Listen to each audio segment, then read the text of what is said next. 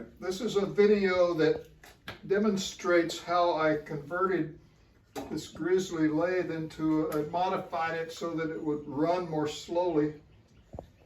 This is the G0462. I think anyone who has this lathe knows already the need for it to run more slowly, especially with large pieces if they're unbalanced. And so basically this involved replacing the motor with a three-phase motor and installing this variable frequency drive and these controls here. So I'll demonstrate this. This I use for the main power. It's on, it's ready. And then this turns it on. This is the minimum RPM, 120 at 5 hertz. And then it will, I've got it set for a maximum of 90 hertz, 2050 RPMs. And also you can run in reverse with this setup.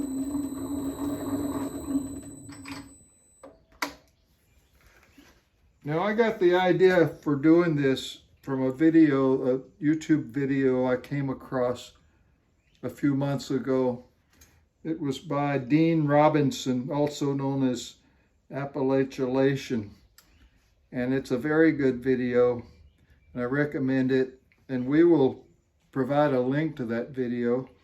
The purpose of this video is not to supplant Dean's video, it's rather to encourage anyone that is thinking about doing this, showing how it might be done, to show some mistakes that I made so maybe you can avoid those mistakes.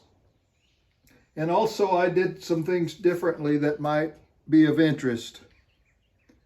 So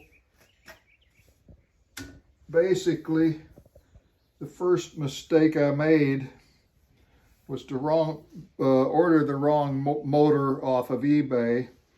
Now Dan is married to an electrical engineer and apparently she keeps him on course, but I don't have that. So I ordered the cheapest three-phase 2 horsepower motor I could find, and I got it set up, and it would not work well with the setup I had at the time. It would sit there and quiver under certain circumstances.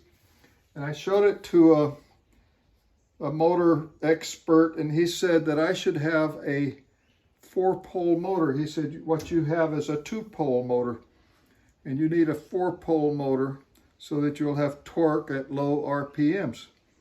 So I was able to send it back. I had to pay a restocking fee, but I got a 4-pole motor.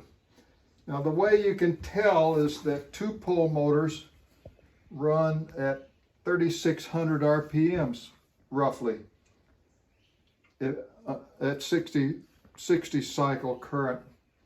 And then a 4-pole motor runs at half of that, around 1,800. You can see it right here, RPM 1725. That indicates a 4-pole motor, and that's what you want for this. The second mistake I made was that I ordered the very cheapest variable frequency drive from Amazon that I could find. It was I liked the idea that it would run on 110 volts. I thought that would save me having to do extra wiring, and that I could run it directly from the lathe to take the motor cord and run it directly into the variable frequency drive. Anyway, the first one I got initially ran a little bit, worked a little bit, and after a few days it had some kind of a short and wouldn't work at all, and I sent it in for a replacement. The second one ran a few days and had a problem with it. It wouldn't work, so I sent it in for a refund. And then I searched online and I came up with this. This is a Schneider variable frequency drive. It's an ATV 12. And we'll provide a link to that. I have had great results with this. I really like it. Seems to me like a very good one. I don't think Schneider would have their name on a product that is not reliable. So that was the two mistakes that I made, along with some other minor mistakes, but I worked it all out. So I'll go over basically the installation of this thing. Now this motor is supposed to have a shielded cord, and so it's hard to find a seller that will sell just a small amount of a shielded motor cord.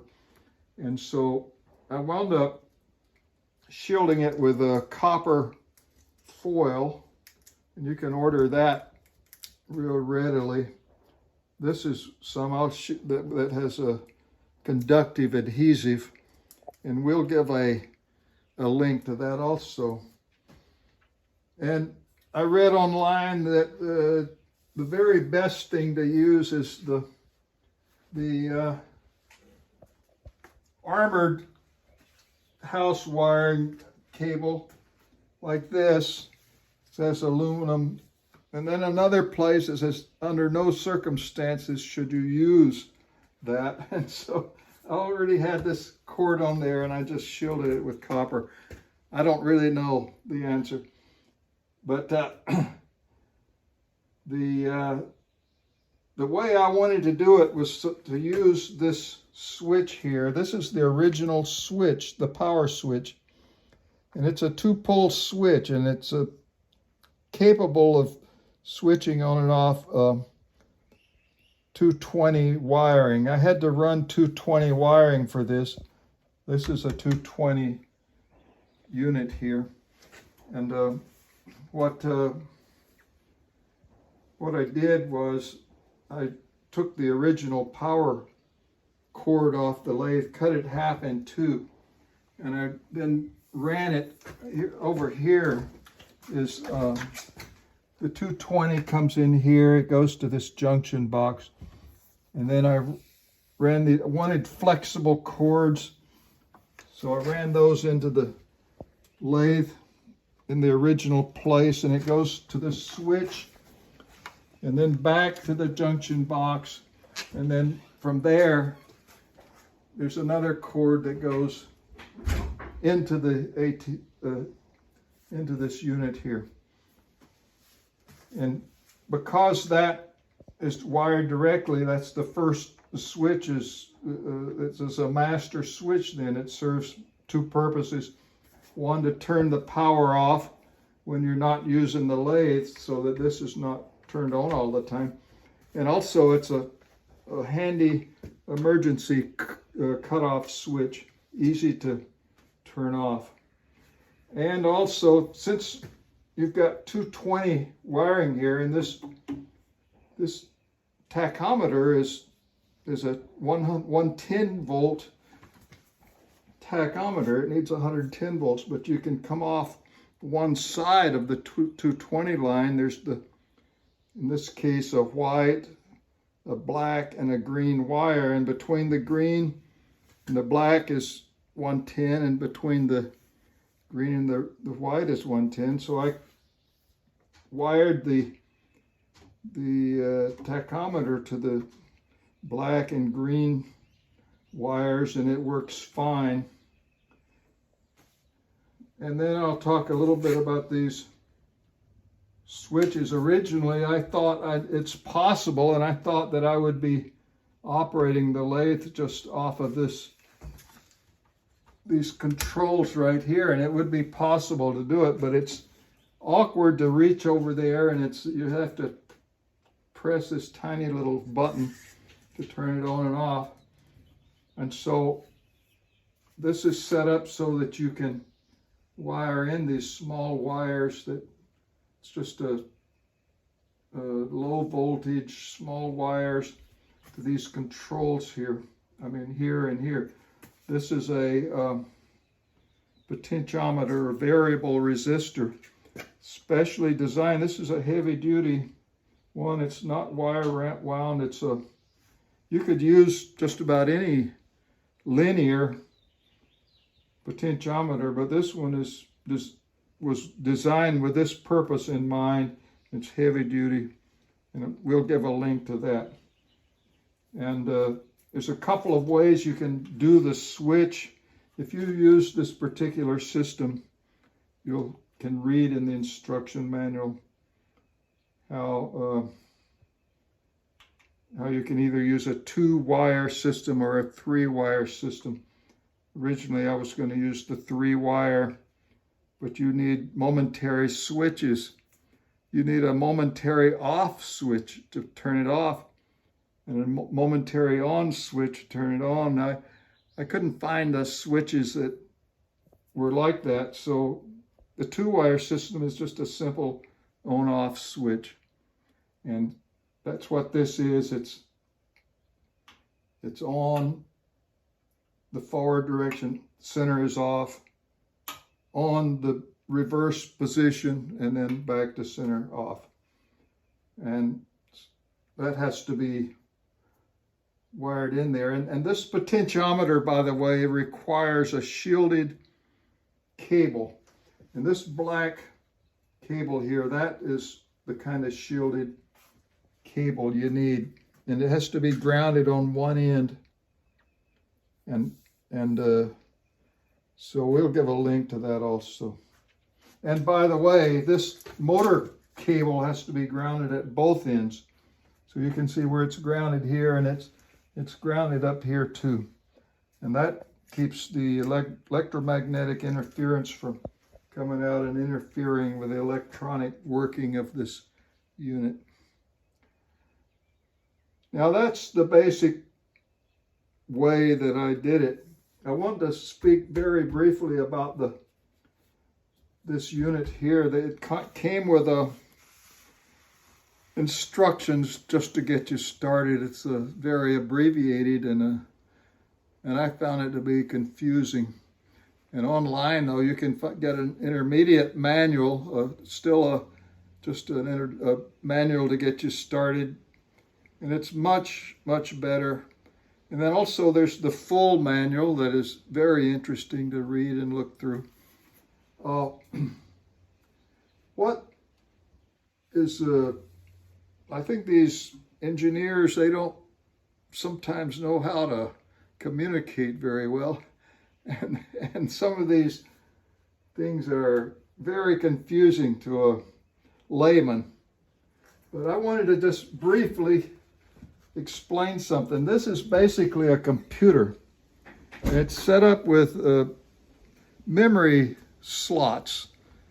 A lot of them, maybe over 100 memory slots. Every one of them has a name, and they're accessed through menus. And the menus have names also. And so all you do, and you have to do this to make this work, you've got to get the right information into those menus, into those memory slots. They call it parameters.